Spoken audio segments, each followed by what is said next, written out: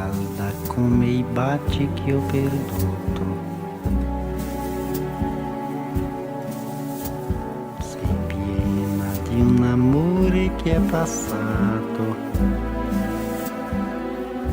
Gostou da música? Adorei. Estava aqui me deliciando. Você falou João Gilberto, eu pensei João Gilberto cantando italiano, falei, a cara da Renata. Amei, estou emocionada. Que bom. Gente, desculpem o atraso. Por acaso, Renata e eu estávamos agorinha, gravando uma aula e a gente precisou avançar um pouco no tempo para poder passar todo o conteúdo que a gente tinha, que dá conta, né, Rê? Pois é. Então, Pedimos como lá, desculpas. desculpas para quem se programou para estar às 5, mas de qualquer jeito as lives estão ficando salvas e infelizmente a gente precisou avançar um pouco no horário. Mas estamos aqui, né? Mas aqui você conseguiu gravar, não esqueceu de gravar dessa vez? Não, não. O que é a nossa aula, a nossa live aqui? É. Não, na verdade. Então, pessoal, a Renata, ela foi uma das primeiras que fez a live comigo quando eu comecei com essa ideia de fazer lives, que eu já falei aqui algumas vezes, mas como tem sempre gente chegando, eu gosto de apresentar de novo. A ideia surgiu no início da quarentena como um impulso, assim, eu preciso de ter um espaço para dialogar com as pessoas, para a gente exercitar publicamente as reflexões né, e toda essa experiência que a gente está vivendo, né? Enfim, absorver ao máximo e poder exercitar a consciência e tomar boas decisões. Sempre é esse o desafio. E aí eu comecei a fazer umas lives, eu chamei lives livres, né? Ideias soltas, assuntos diversos, enfim. E a Rê foi uma das primeiras pessoas que aceitou o meu convite de fazer uma troca quando ainda era uma coisa meio assim, continua sendo livre, mas né, tinha acabado de surgir a ideia. Então, eu não estava gravando ainda. Eu salvei a live, ela ficava só salva por 24 horas, depois ela desaparecia. Aí, depois que eu aprendi, que eu salvei no IGTV, que eu comecei a baixar e a editar, e aí elas estão indo para o canal no YouTube. Aliás, entrem no canal no YouTube, as lives estão todas lá. Olivia Furso no YouTube, etc. Mas é isso. Então, é uma honra ter você de novo. Agora vamos gravar e vai para o YouTube. E acho que é legal também, tem outra coisa legal, que é a gente ter conversado há 3 meses atrás e né, ter hoje uma reconversa para ver o que mudou, como é que você está se sentindo, como é que você está vendo as coisas, o que mudou para você.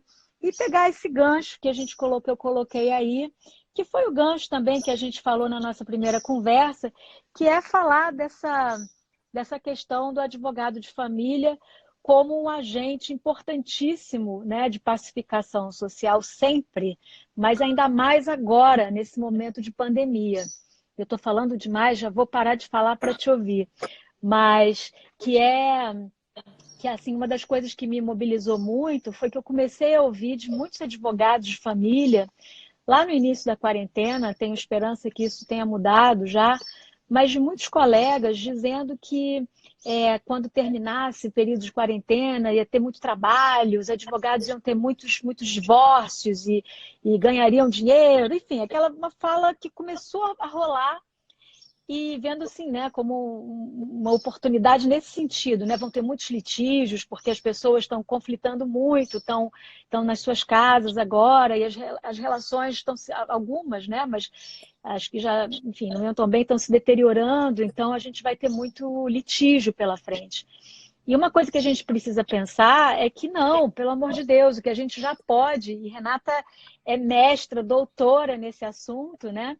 É falar da liberdade que as famílias têm para pactuarem, para combinarem já durante a quarentena, sem ter que esperar a relação se deteriorar tanto, ou sem ter que aguardar a reabertura dos tribunais, né?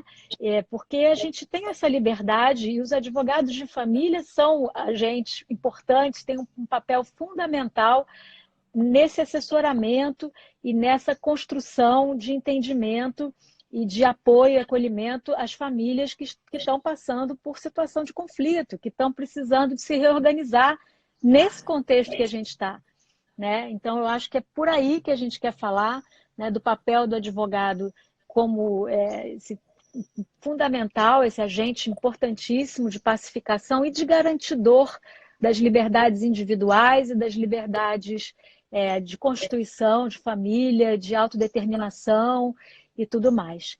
Então, para apresentar a Renata, que dispensa maiores apresentações, mas Renata, professora Renata Vilela Multeda, professora do IBMEC, da PUC-Rio, Direito Civil, né?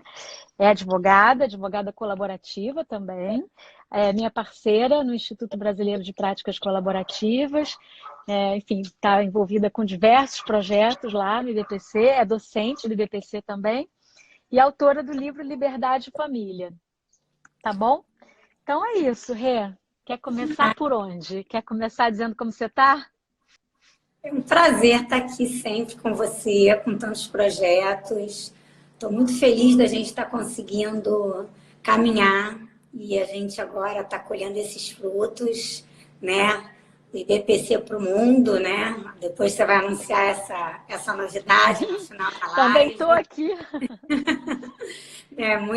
Isso é um trabalho que a Olivia sempre falou, sempre é um trabalho em equipe que a gente faz, todo mundo voluntário e todo mundo trabalhando por esse propósito.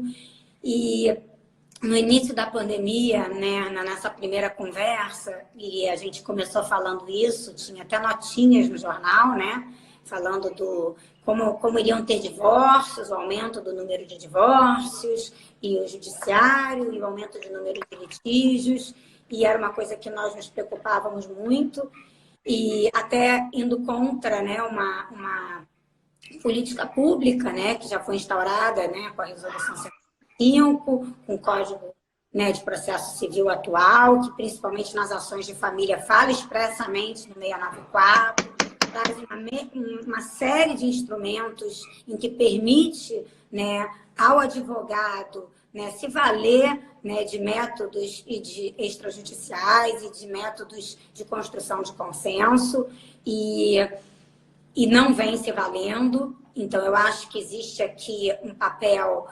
importante, uma responsabilidade social importante do advogado com o que ele leva ao judiciário, né? E também, obviamente, a gente se espera que o Estado saiba em que momento ele deve ou não intervir, né? Em que ação tem ou não uma causa de pedir. Eu vi aqui que a Diana, nossa querida amiga Diana Pop, está presente aqui assistindo a gente. E a gente estava conversando outro dia de uma ação em que existem 28 pedidos. É uma revisão onde ele não revisa nem os alimentos, nem a guarda, mas ele tem 28 pedidos que ele não resolveu no acordo, desde como sentar à mesa do filho, desde um encontro, desde a forma como o filho se senta. Será que isso é uma ação que deve ser discutida no judiciário? É, claro. Então, assim, será que não caberia o juiz dizer, não é esse, né, o locus em que isso deve ser discutido? O Estado conferiu a vocês a autoridade parental, exerçam. Ou vocês não têm autoridade parental. Exato. Quando volta ao Estado a autoridade parental. Né? E então, nem receber ação, né? Porque não tem causa de pedir. Não tem causa de pedir. Você está transferindo o poder parental para o Estado, é isso, exatamente, né? O exercício da parentalidade para um juiz, né? Minimamente, né, seguindo, ainda que o juiz não queira dizer que ele está cerceando a defesa, ele podia encaminhar para uma mediação judicial, mas eu não vou julgar. E se a mediação for infrutífera, procurem uma terapia de família, porque não é aqui, a questão não é jurídica, né? Então, mas eu me surpreendi muito com a pandemia, Olivia, positivamente, por um lado. Eu trabalhei muito mais do que eu imaginava. E não foram só em casos de família, você sabe que eu também trabalho com empresarial e sucessões. E tive alguns inventários desafiadores, onde havia litígios. E aí os irmãos tiveram que sentar e conversar, né? E foi muito interessante. E então foi um momento em que eu pude, na verdade, praticar esses anos de estudo que eu tenho tentado me aperfeiçoar, porque a gente acha que a construção de consenso é uma coisa muito simples, né? É muito fácil, e a gente esbarra numa série de dificuldades, e se a gente realmente não tem uma técnica, então nós duas aqui sabemos que fizemos um curso, né, profundo, né, e um curso aqui de mediação que consideramos, né, podemos falar aqui abertamente que é o mediário, considero no Rio um curso robusto, e aqui tem que parabenizar mesmo a Tânia, porque é uma das pessoas mais generosas em compartilhar, né, conhecimento. Estamos sempre estudando, né, anualmente, com advogados, né, compartilhando com grupos de estudo, acompanhando o IACP, né, e o GCLC, que são 2 institutos que tratam da advocacia colaborativa na área de família, na área empresarial, no Brasil e no mundo, compartilhando experiências com advogados, né, do resto do mundo, né? Eu faço parte de uma força-tarefa do IACP, que tem advogados de Hong Kong, Austrália, né, Itália, Canadá, e aí você vê que esse é um movimento realmente mundial, né, que o advogado, né, do futuro, ele tem que, independentemente de, obviamente, ele ter que recorrer ao judiciário, de ter procedimentos que são procedimentos que necessitam do judiciário, ele tem que ter habilidades de construção de consenso. Ele tem que ter essa habilidade e essa técnica. E isso é uma técnica, né? E eu nunca precisei usar tanto dessa técnica como nesse momento. Então, eu pude pôr em prática, eu pude perceber como o estudo tem que ser constante, como a gente não pode passar. E eu quero te confessar uma coisa, né? Porque eu, na verdade, quando eu comecei a trabalhar e a estudar os métodos consensuais, né, de resolução de conflitos, eu já tinha me formado em comunicação, em administração, em direito. Eu era mestre e doutora em direito civil. Eu já dava aula há mais de 15 anos e eu fui estudar outras áreas e outras técnicas. Outros métodos, né? De E resolução de conflitos. Também, porque eu fui estudar, inclusive, teoria sistêmica, fui estudar outros livros, fui estudar psicologia, fui estudar outras áreas que realmente eu tinha lido, e finanças, de novo, né? Para entender um pouco, até tributário, enfim. Um intercâmbio ali de saber para entender até, não que eu quisesse dar conta disso tudo, mas para eu saber que naquele momento eu, como advogada, não ia dar conta. Eu preciso saber aonde é a hora que eu preciso chamar um profissional de finanças para ajudar o meu cliente. Eu não tenho que, eu vou resolver o problema do meu cliente. Não, eu tenho que saber dizer para o meu cliente que aquele momento não é o jurídico. Ele precisa de um terapeuta de família, de um profissional de saúde. Ele precisa de um profissional da área de finanças. Ele precisa de um tributarista, ele precisa de um engenheiro para fazer uma perícia, porque eu tenho um imóvel ou eu preciso de um avaliador. Então, assim, é muito importante a gente tirar um pouco essa roupa, né, do advogado, que é que sabe tudo, que você vai resolver todos os problemas, e ter a humildade também de falar para o seu cliente: esse é um problema que não cabe a mim, eu não sou psicóloga, eu sou advogada de família, né? Eu não sou, você precisa aqui de um profissional de saúde, porque tem essa... Eu diria também, assim, claro, é uma humildade reconhecer os limites da sua área, da sua profissão, mas é também uma responsabilidade, né? É ético quando a gente identifica que preciso de uma outra escuta, de um outro olhar, porque não compreendo por que o acordo não está saindo, ou por que essa pessoa não está conseguindo, porque tem uma questão emocional latente ali que eu preciso de cuidar adequadamente. Quer dizer, me conforta quando você está com um profissional de qualquer área, imagina, para a gente tirar aqui do direito, numa área de saúde, e que vai te encaminhar para o especialista, se você precisa Gente, desculpa, meu cachorro está latindo. Mas se você precisa de um olhar específico para uma, né, para mão, porque eu estou com um problema na articulação, preciso de fazer uma cirurgia, né? Eu preciso de alguém que saiba daquilo. E que bom que o médico vai poder me indicar um especialista. Essa é a responsabilidade, é o que eu espero dele. Isso, ao contrário do que muitos advogados podem pensar, né? Poxa, mas eu vou abrir mão do cliente. Ao contrário, você ganha a confiança do seu cliente quando você diz para ele que você está gerenciando a situação com ele, mas trazendo, encaminhando, né, agregando outros saberes para poder ter um olhar mais amplo, mais integral da questão, né? Porque senão a gente tem um olhar parcial. Uma visão holística, né? Uma visão holística e mais muitas vezes eu acompanho, né? A gente está nesse processo. Não significa que eu não vou estar no lado dele numa mediação, Exato, que eu não vou estar compondo essa equipe, mas eu vou estar nessa equipe no meu lugar de advogada, né? Ou, mas, ou ali como uma mediadora.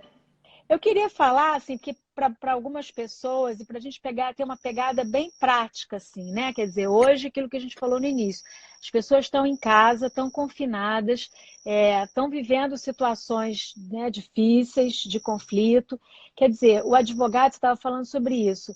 Pode, desde já, assessorar essas pessoas, ajudar os seus clientes a começar a compor, a fazer acordos provisórios que durem por, sei lá, um curto período de tempo, 2 meses, 3 meses, podendo ser revisto daqui a pouco, porque ninguém está podendo fazer muito plano de longo prazo, né?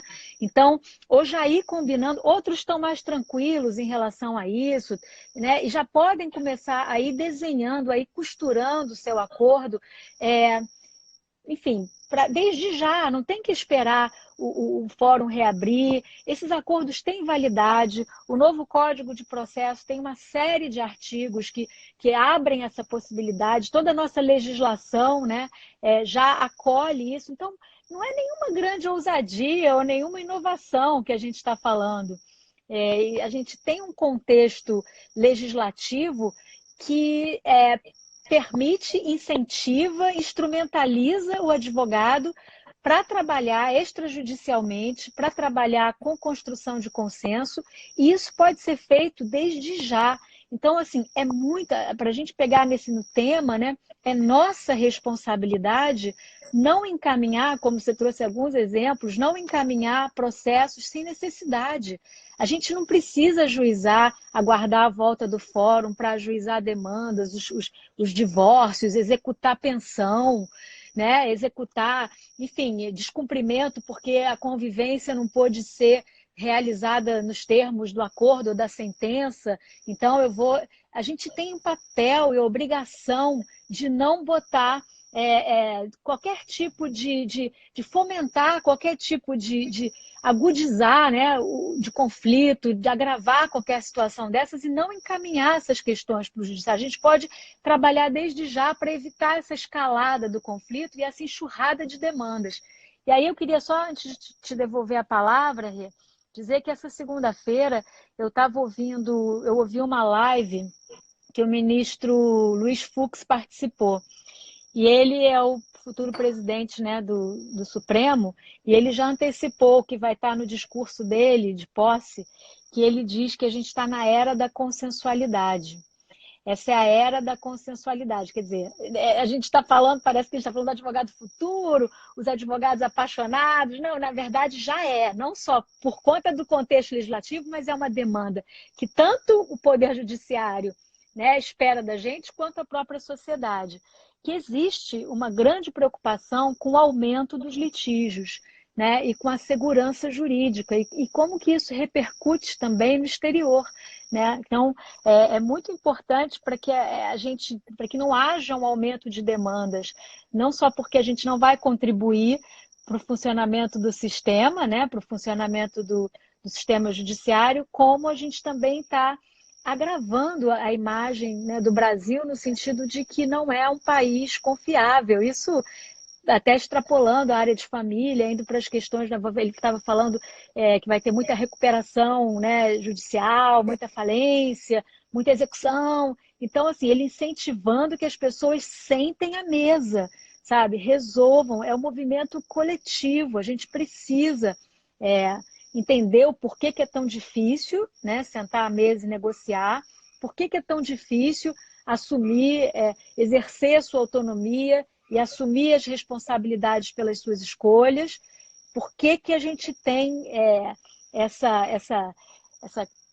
necessidade, né? Essa falta de amadurecimento, talvez, de delegar para um Estado, para um terceiro, para o Estado paternalista, a missão de resolver os nossos problemas, né? Os nossos problemas, isso que você falou. Como é que um casal, um ex-casal adulto que fez um acordo, encaminha um processo com temas próprios da parentalidade, né? Para delegar para um estranho, para delegar para um terceiro que não tem nenhum conhecimento com a família. Será que houve realmente empenho, né, em conversar? Será que houve realmente na construção desse acordo? Que tipo de trabalho essa família precisa fazer para poder desenvolver habilidades para o diálogo, desenvolver habilidades para compatibilizar diferenças? Porque são crianças que estão ali no meio, adolescentes que estão ali, né? Pô, filho quer fazer francês, agora quer fazer não sei o quê, quer fazer intercâmbio, pode, não pode? Gente, sabe? Que isso? Se a gente não consegue decidir né, sobre as nossas crianças, nossos filhos, que dirá os rumos do país, sabe? Não, é o que você falou. É o que você falou, porque, assim, isso mostra que o único recurso que o Brasil tem, né, e isso mostra o atraso do Brasil, seria o judiciário. Quer dizer, continua uma população que só consegue ter acesso à justiça através do judiciário, que acaba se tornando, né, uma falta de acesso à justiça, porque é óbvio que o judiciário não vai dar conta daquele número de processos. E mais, a responsabilidade é do advogado, porque o judiciário é inerte. Então, quem leva esses processos ao judiciário é o advogado. Quem tem que fazer o filtro, se aquilo é um caso ou não do judiciário, é o advogado. Então, a nossa responsabilidade social hoje, com o Código de Processo Civil que a gente tem, com a lei de mediação, com uma política pública instaurada, com decisões que têm vindo do STJ, negando recursos nesse sentido, como a do ministro Marco Buzzi, aí, que é um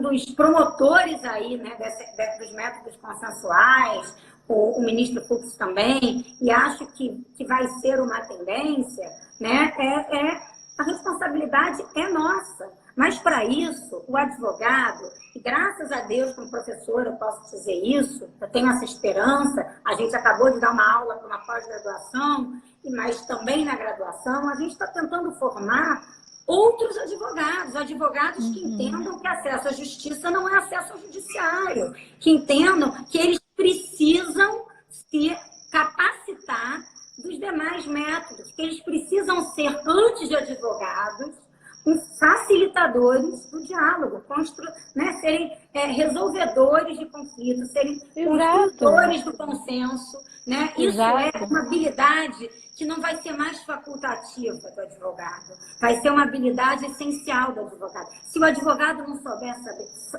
souber fazer isso através de técnicas, que não é o ser legal, né? É aquela coisa, que é aquele videozinho lindo que quem não viu tem que ver, que é aquela coisa assim. O que é a diferença entre simpatia e empatia, né? Porque pessoa simpática vai ser empática? Óbvio que não. Agora acho que a gente tem que fazer esse filmezinho para mostrar que justamente eu ser uma pessoa, que eu sou legal, eu ouço outro advogado, isso não é suficiente para eu ser uma pessoa que eu sei construir consenso.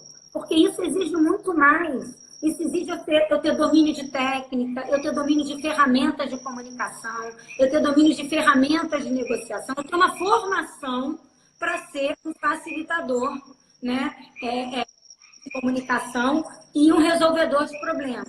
Então, não basta eu fazer uma escola tradicional de direito, sentar na cadeira, estudar o código. É óbvio que eu tenho que saber o Código Civil, o Código de Processo Civil, eu saber a lei da SA, que eu sou uma administradora judicial, saber a lei, Lógico. toda a parte empresarial, mas isso não é suficiente. Né? Outro dia, só para pensar aqui em outra área, uma advogada colaborativa aqui que faz parte do DPC, que só trabalha muito para a área civil empresarial, a Larissa Ruiz, ela veio com um projeto muito interessante, que é a gente pensar agora em trabalhar com um projeto de recuperação judicial, recuperação extrajudicial para pequenas e médias empresas. Porque a recuperação judicial vai ficar inviável para essas empresas. Porque também os judiciários, os administradores judiciais, aqui, sim, sem fazer uma crítica, mas assim, virou uma coisa que é cara, é caríssima, a remuneração é altíssima. E o que a gente vai fazer com a padaria que está quebrando? Com o restaurante que está fechando?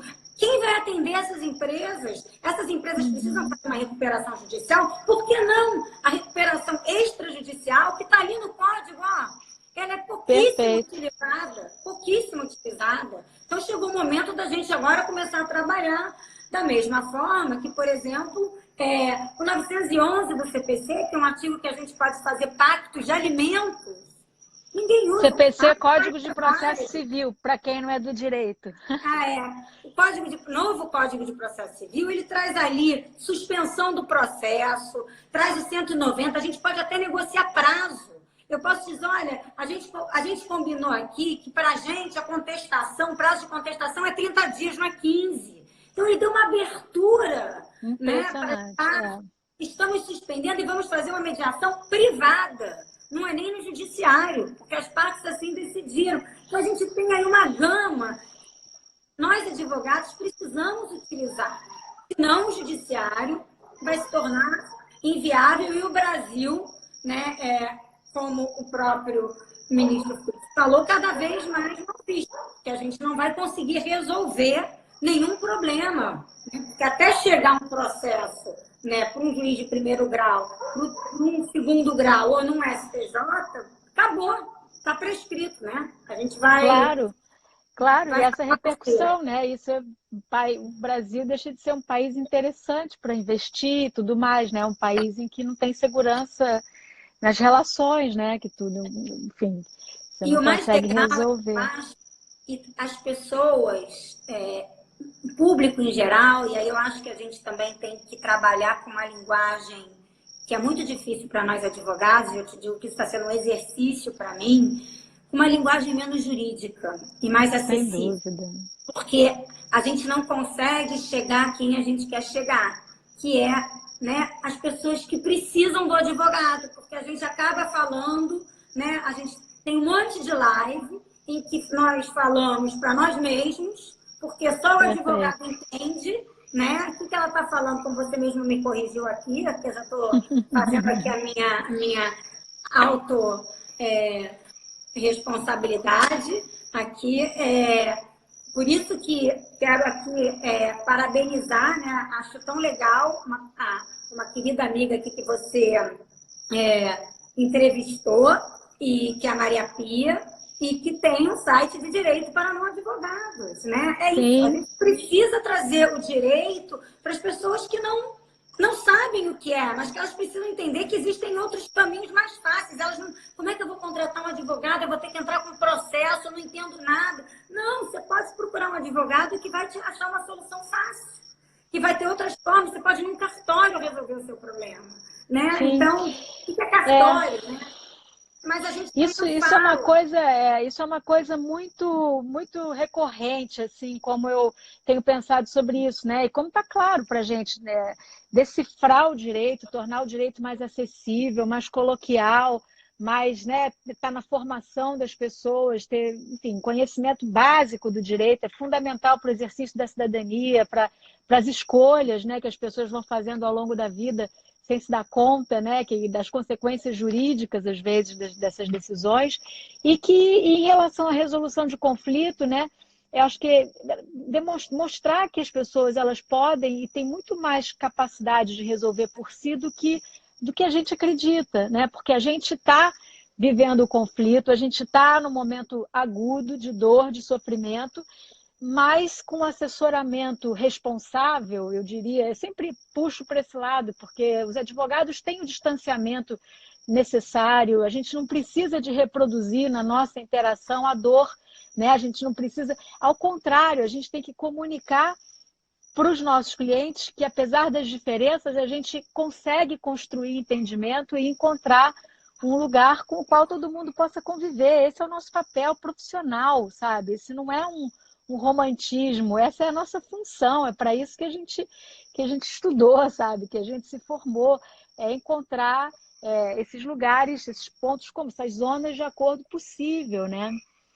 E ressignificar o conflito é um processo, né, que é difícil, que tem um tempo para a gente, como advogada, mostrar para, né, naquele, como a gente sempre fala, né, a gente pega aquelas pessoas na sua pior versão. Exato. A gente tem que acolher aquelas pessoas e a gente tem que transformar aquele conflito doloroso num conflito que passa a ser suportável, né? Num conflito que é um momento que ela vai atravessar, que ela vai passar, que ela vai sobreviver e que não vai ser nem o primeiro nem o último conflito que ela vai enfrentar na vida dela. Mas é tão gratificante quando essa pessoa sobrevive a esse conflito, seja um conflito empresarial, um conflito familiar, uma morte, um conflito sucessório, né? Então, assim, é importante.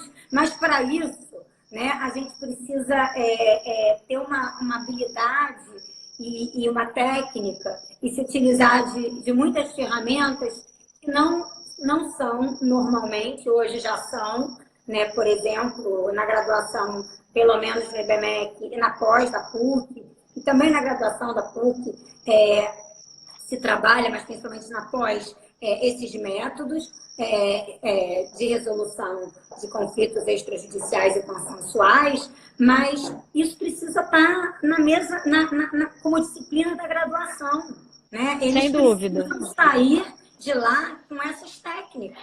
Acho que eu vou começar a fazer um escrito assim, de ideias que têm surgido nas lives para fazer um grande documento. E eu acho que algumas das propostas, já que a intenção dessas lives é promover reflexão e a gente exercitar a nossa escolha, né? O que a gente acha. Mas colocar, por exemplo, que a gente quer que no futuro logo, né, pós-pandemia, que a gente aprendeu, tem que ter direito nas escolas, tem que ter noções de direito nas escolas, no ensino médio, as pessoas têm que ter algum aprendizado ali do que é o direito, noções básicas, compreender a Constituição, né, assim. E aí, na graduação, inserir na graduação os métodos extrajudiciais, né, fazer a carta da Lives, boa, Elba, fazer aquela, né, no fim, depois vou juntar tudo, porque a gente tem tido reflexões e contribuições, insights muito importantes para pensar a sociedade que a gente quer viver daqui para frente, né? Mais compatível, mais realista, mais madura, né? E que dê conta de todos da integração, né? Educação em relação aos direitos e educação financeira. As crianças brasileiras não têm nenhuma educação, nem jurídica, nem financeira, né? É um país totalmente paternalista. Então, aí se joga no mundo, não sabe, né? Então, sempre eu vou precisar de um advogado, eu sempre vou precisar de alguém que cuide das minhas finanças. Olha aí o superendividamento das pessoas, um tema hoje, né, tão atual, né? A insolvência, né?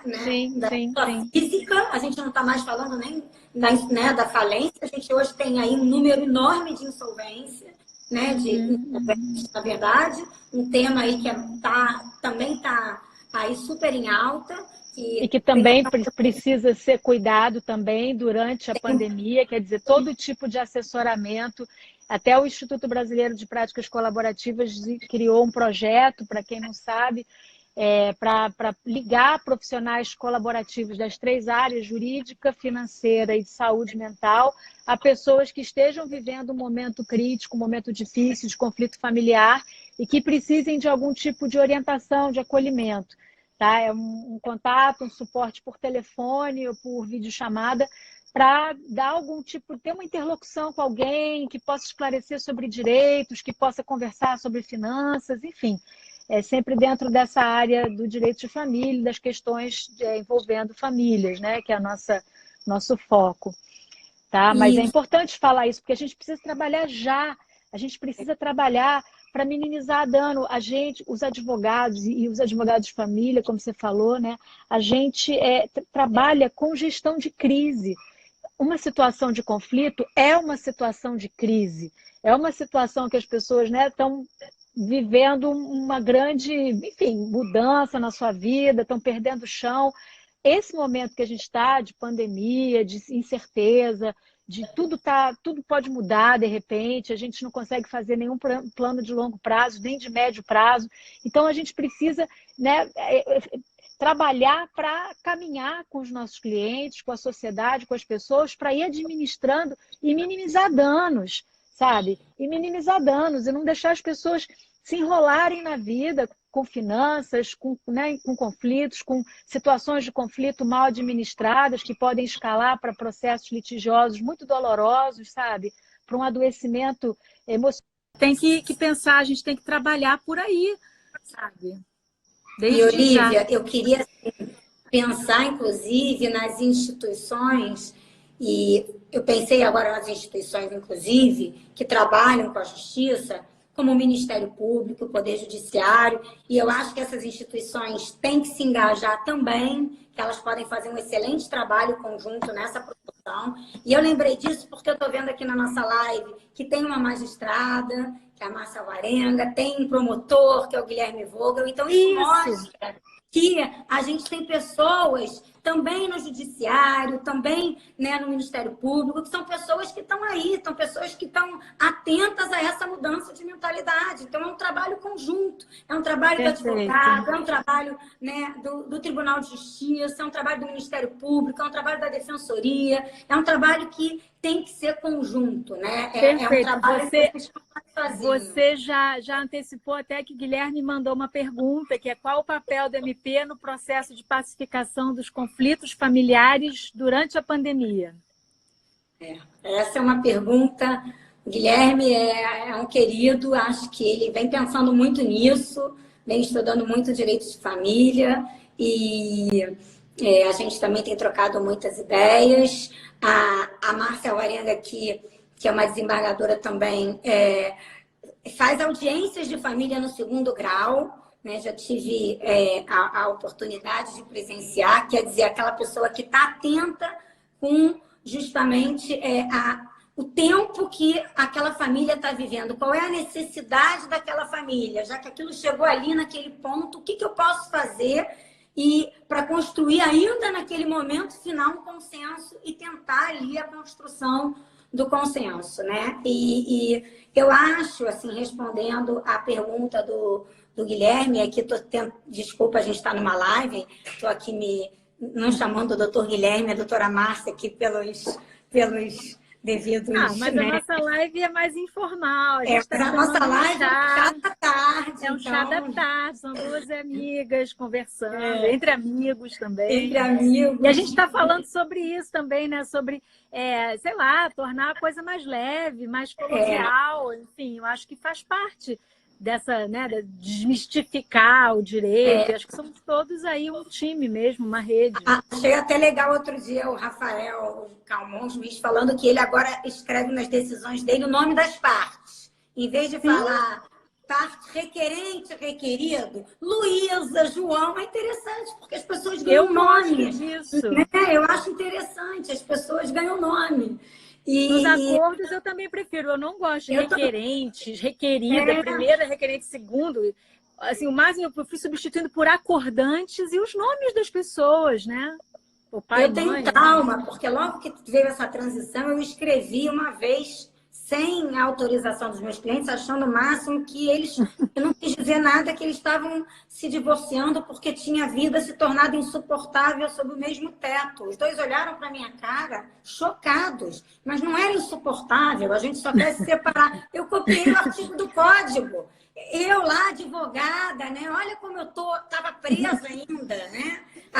Exatamente. Mas é que eu falei, mas desculpa, mas é que na minha época as pessoas ainda ficavam apontando a culpa, quem é o culpado, quem é não sei o que. A gente está em outra era, né? Mas assim, foi difícil. Isso já tem uns anos, gente. Mas assim, eu estava achando que eu estava fazendo bonito, sem pensar no que as partes estavam, de fato, sentindo. Como é que tinha sido esse final. Mas o que o Guilherme colocou aqui, eu acho que o Ministério Público, lógico que ele tem que, como fiscal da lei, tomar conta da legalidade do acordo. Como muitas vezes, numa mediação, nós, como advogados, né, o protagonismo da decisão é do meu cliente. Eu não sento ali na mesa de mediação, eu não abro nem minha boca. Eu estou ali, o meu cliente, às vezes, sai, me pede para falar comigo, para tirar uma dúvida jurídica. Agora, se os clientes acordaram que para eles é melhor a guarda unilateral, se para eles é melhor uma semana de convivência com cada um, se para eles é melhor, né, que o pai pague 20% e a mãe 60%, enfim, qual é o código daquela família, se eles chegaram a esse consenso, né, eu acho que não cabe ao Ministério Público intervir e dizer, não, porque o melhor interesse da criança é a guarda compartilhada. Claro que a regra é a guarda compartilhada, mas para mim está escrito ali, se não houver acordo, a regra vai ser a guarda compartilhada. Supõe-se que ela seja realmente o melhor. Mas pode haver, eu tive um caso em que o meu cliente era embarcado da Petrobras. Ele falou, eu quero a guarda unilateral, porque eu prefiro, eu não posso decidir. Acontece alguma coisa com meu filho, ele tem que fazer uma operação.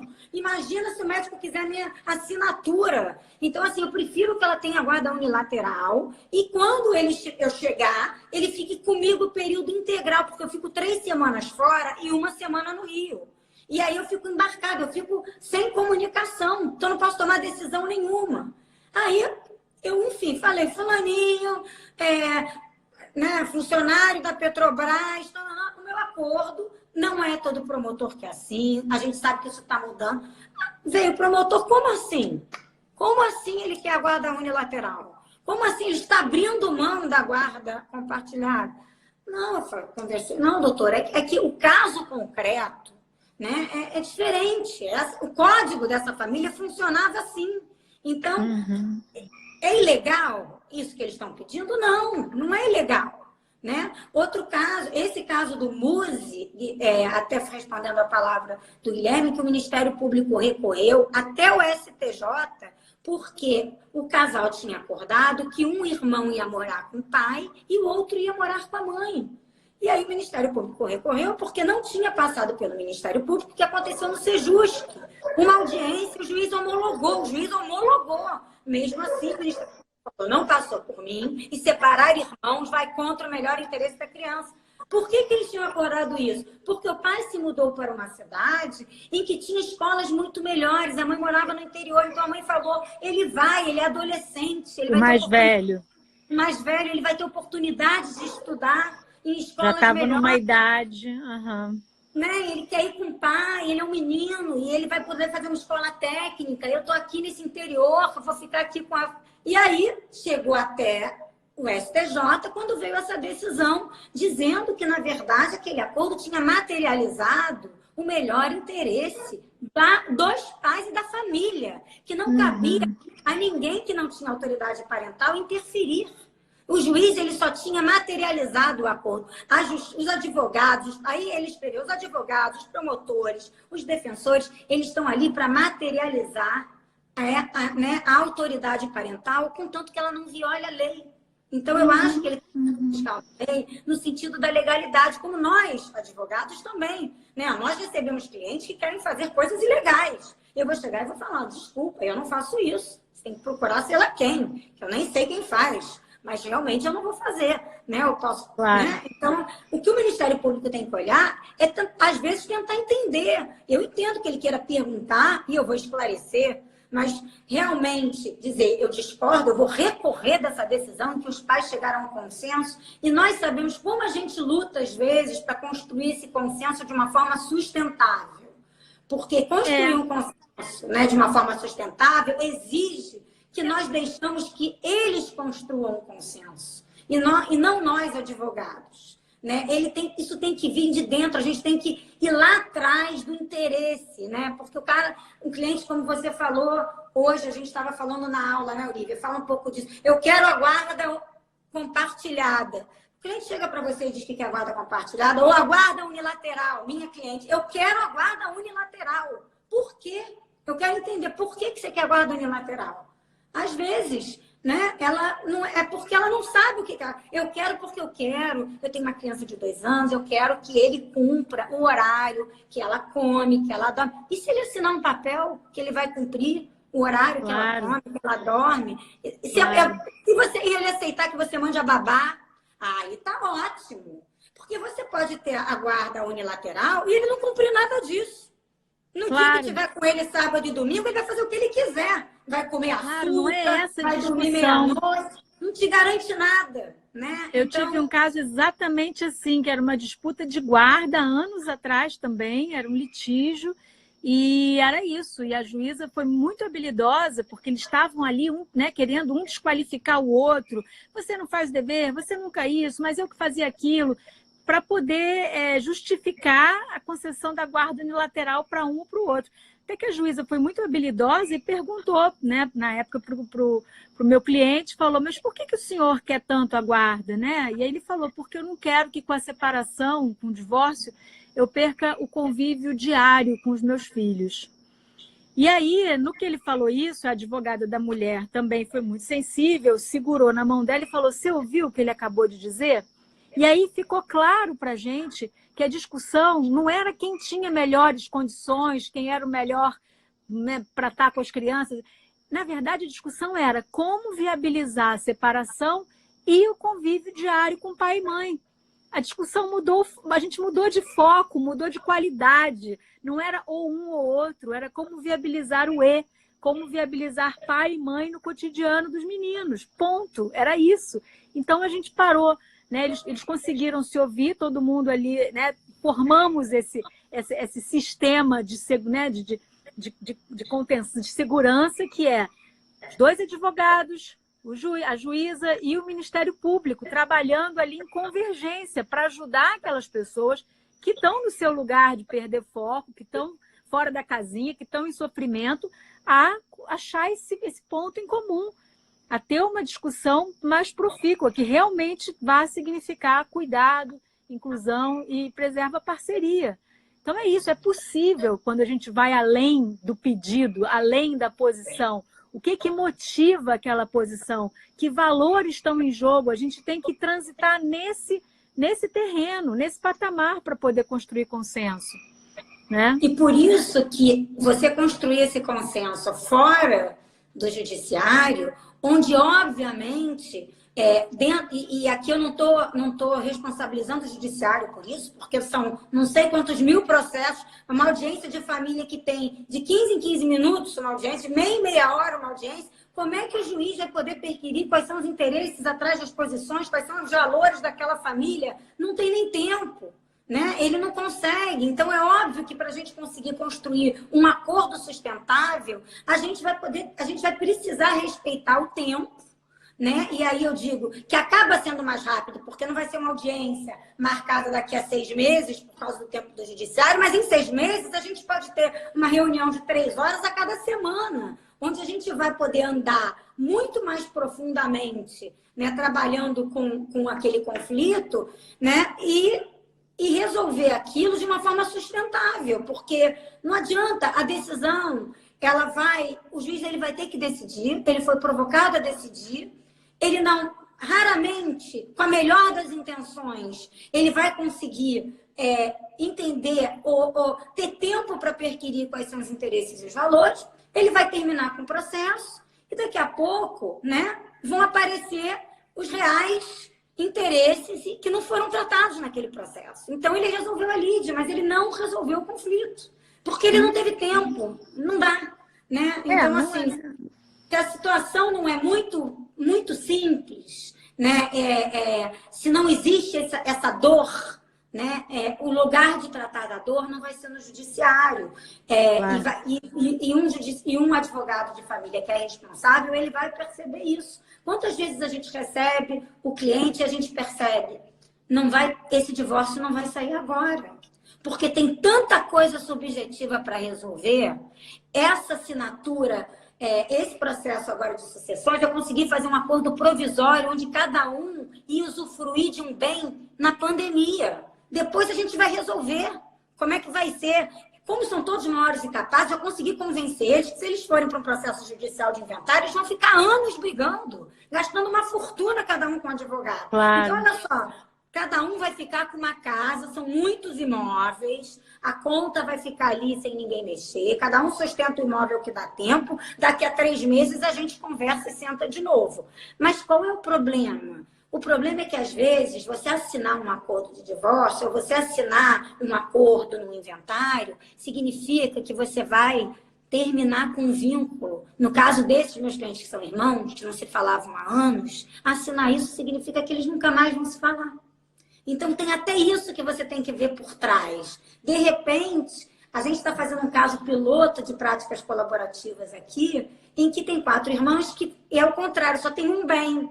Por que talvez a gente não consiga resolver? Porque aquele é o único bem que resta, ligando elas todas. Né? Então, é muito mais além do que uma divisão de um condomínio. Né? Então, a gente tem uma terapeuta de saúde, nesse caso, que é a Carla, que está ajudando muito. Né? Porque a gente não consegue ali sair, né, de uma coisa que é simples. Seria dividir um imóvel por 4. Botar a venda e vamos lá. Tem uma pergunta, se o acordo provisório foi registrado em cartório. Foi registrado em cartório de títulos e documentos, com reconhecimento de firma e 2 testemunhas. O cartório mandou um motoboy. Os cartórios estão funcionando e, inclusive, tem que parabenizar os cartórios do Rio de Janeiro, os cartórios do 10º, 15º, prestaram um serviço maravilhoso para mim nesses tempos de pandemia. Fiz escrituras públicas, de inventário extrajudicial, compra e venda, acordos provisórios. Então, ótimo. Muito bom, muito bom. Estamos caminhando. É isso. A gente está chegando no final. Eu não sei exatamente que horas a gente começou. Eu acho que foi umas 6h15. Então, 5h15. Então, acho que faltam 4 minutos. Queria dar um beijo aqui para o professor Ivan, que ele disse aqui que eu sou a melhor professora de direito de família. Ele é o melhor professor e advogado trabalhista. Eu não faço nada na minha vida de direito do trabalho sem consultar ele. Ele é o meu tudo.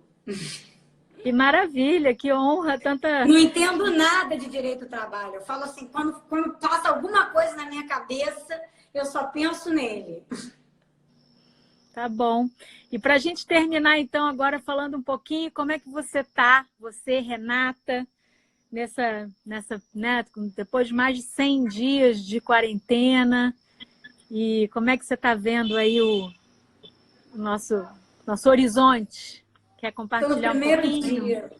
Primeiro dia de volta ao escritório, andei 2 quadras aqui na rua, vendo as pessoas, fui comprar um sanduíche ali no Big Polis, que eu não comia há muito tempo, mas confesso que foi um tempo difícil, né? Um tempo de muita reflexão, não consegui dar conta do que eu queria, assim, acho que queria ter refletido mais, queria ter feito mais coisas para mim, mas acho que a gente ficou muito mexida, né, Olivia? Acho que não tinha como, mas foi bom. Acho que eu vou conseguir implementar muitas coisas no sentido de que eu fiz uma autoavaliação tanto na minha vida pessoal quanto na minha vida profissional. E tomei algumas decisões do que eu não quero voltar a fazer, que eu estava fazendo. Então, nesse ponto, foi positivo. Foi doído, mas foi positivo. Tá certo. E você? Certo, é isso. Eu também. Sentimentos contraditórios, como a maioria das pessoas, oscilando, né? Tem horas que a gente fica mais mexido, né? Com tanto absurdo, com tanta dor, com tanto luto, e outras horas que a gente fica querendo trabalhar para melhorar o mundo e vendo também tanta beleza, tanta poesia, tanta gente boa, sabe?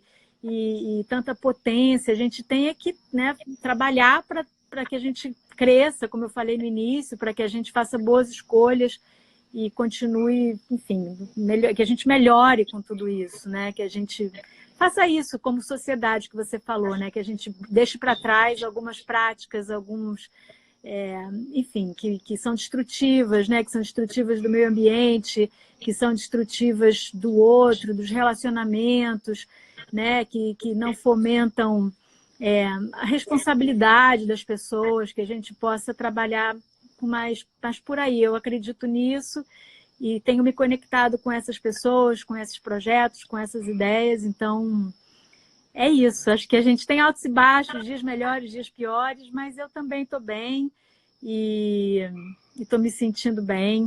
E é isso. Queria agradecer você de ter topado vir, agradecer quem está com a gente, desculpar pelo atraso mais uma vez.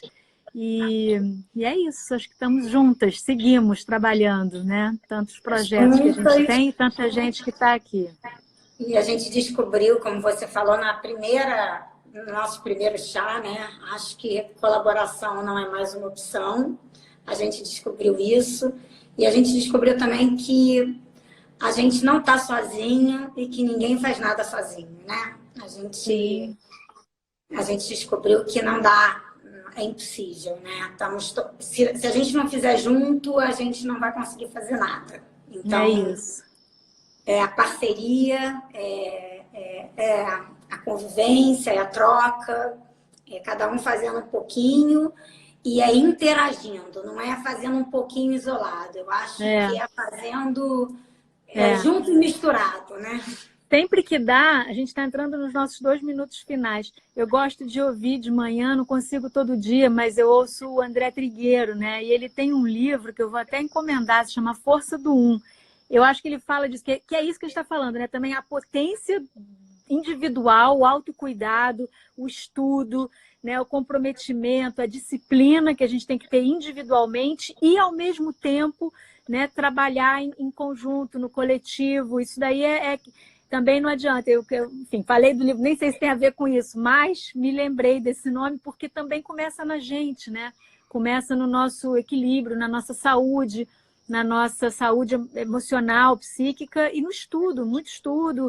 E nisso que a gente está fazendo aqui, trocando ideias e pensando, eu acho que, né, é isso, é individual e é coletivo e é individual, né? É de dentro para fora, né? Tem que começar, sem dúvida, que tem que começar dentro da gente para a gente conseguir passar isso. Porque como a ideia do Stu Webb, né? Que começou sozinho e criou o movimento mais coletivo que eu já vi no direito, né? Assim, e que teve iniciativa no né? E o impacto no grupo foi total. 30 segundos finais. Um beijo, Rê. Até amanhã. Um beijo para todo mundo, só gente tão querida. Isso, e a gente fiquem bem. Muito bom ver os comentários, os corações, as carinhas, saber que estão todos aí com a gente. Um beijo, acolhe gente. muito o coração.